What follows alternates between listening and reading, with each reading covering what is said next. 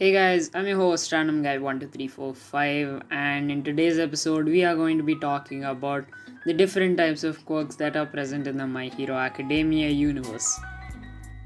Just so you know, we're going to be covering three main types of quirks, which are emitter, mutation, and transformation types. So if there are any subtypes of quirks, we'll be addressing later in the video. With that out of the way, let's begin, shall we?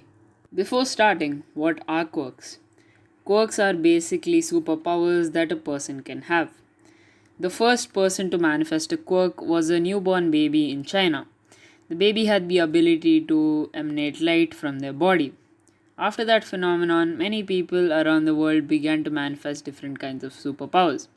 While the cause of this is unknown, it has been theorized that the development of quirks was caused by the spread of a virus carried by mice. These superpowers were first referred to as meta abilities before later being called quirks. Starting off the quirk train, we have emitter quirks.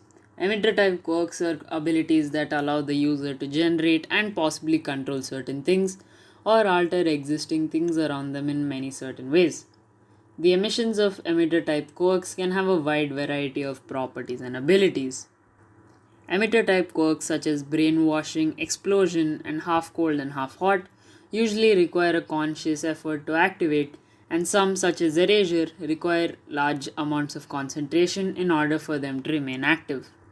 While the users can control their own emissions, it is possible for them to hurt themselves from coming into too much contact with the quirk. Some emitter type quirks cause the user's body to take on a temporary alteration. While such quirks would normally fall into the transformation class, the difference is that these powers require the user to take in an outside source in order for the quirk to activate. Such quirks are Sugar Rush, which requires the user to ingest sugar, and IQ, which requires the user to drink tea. Emitter type quirks are by a wide margin the most common types of quirks. Coming up second on the quirk list is transformation quirks. Transformation type quirks are abilities that allow the user to take on a temporary alternation of some kind. Transformation type quirks allow the user to temporarily transform their body in a variety of manners, sometimes enhancing existing features, removing features, or adding new features to the body altogether. Transformation quirks usually require a conscious effort by the user to activate. The most users can be trained to initiate them reflexively depending on the conditions used for activation and practice to initiate the quirks with greater intent and precision, such as Headshot with his quirk. He's mastered it to a point where he can change in an instant. While transformation type quirks are often quite powerful, the biggest weakness is that the effects are often temporary and overexertion usually leads to negative repercussions on the user's behalf. Transformation quirks can also be limited based on the user, how resilient their body is, and the resources they have available to them. For example, Tetsu describes that his steel quirk softens if he doesn't consume enough iron and suffers from iron fatigue if he maintains it for too long. Some users condition their body in certain ways so that the quirks can operate more effectively. Transformation type quirks are the only known type of quirk that can bestow the user attributes they do not normally exhibit by default. Because this type of quirk combines the activation time and mutant shape aspects of other quirk types, is also known as a hybrid type. Transformation type quirks generally affect the user exclusively, the only known exception being Seiji's quirk, Meatball. Transformation seems to be the least common type of quirk that we see in the My Hero Academia universe. Coming up third on the quirk train is Mutant. Mutant type quirks are abilities that cause the user a permanent abnormality directly related to their power.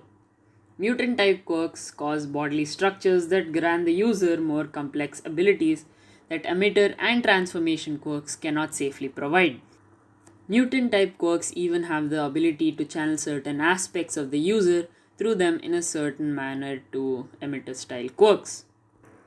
Mutant type quirks are also the only known type of quirk which can be passed down through generations without necessarily bestowing the corresponding abilities such as Fukigame Tokoyami's and his bird-like head that has nothing to do with his dark shadow quirk, or Koji Koda's rock-like head which speaks nothing of his anti-voice quirk.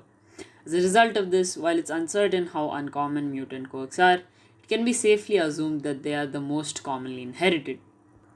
While not necessarily a weakness, mutant type quirks cannot be turned off and sometimes cause the user inconvenience due to their malformations. Such is the quirk with Mashiro Ojiro and his tail quirk, which makes him impossible for laying down or sitting. As well with Toru Hagakure and her invisibility quirk, which makes it impossible to see her reflection or show up in photos. Though because these quirks are passively active, they are partially immune to quirk disabling effects such as that of Shota Aizawa's eraser quirk. Since mutant quirks are passively active, they are the most identifiable at a glance. Now, my question is that do mutant quirks generally appear like other quirks at the age of 4? For example, did Fukigame Tokoyami have a normal head when he was a kid, and when he suddenly turned 4, a bird had popped up? And he's like, hey, I'm a bird man now. I think that is the question that has yet to be answered. Now moving on to quirk subtypes. Accumulation type quirks. Accumulation type quirks are powers that, in order to function properly, require the user to accumulate something ahead of time, such as power, energy, or a particular resource. Some such quirks are one for all, stress, rewind, and fat absorption. For example, for one for all is a stockpiling quirk, and it stockpiles power within the user's body and is transferred to any part of the body that the user wishes it to. So that is it for today's video, guys. I hope you enjoyed. If you did, make sure you like, share, and subscribe so that you don't miss out on any of our other videos. Before ending, I would like to thank all the health workers who are working on the front lines to keep us safe from the COVID-19 pandemic. Stay home, stay safe, and remember, go beyond plus ultra.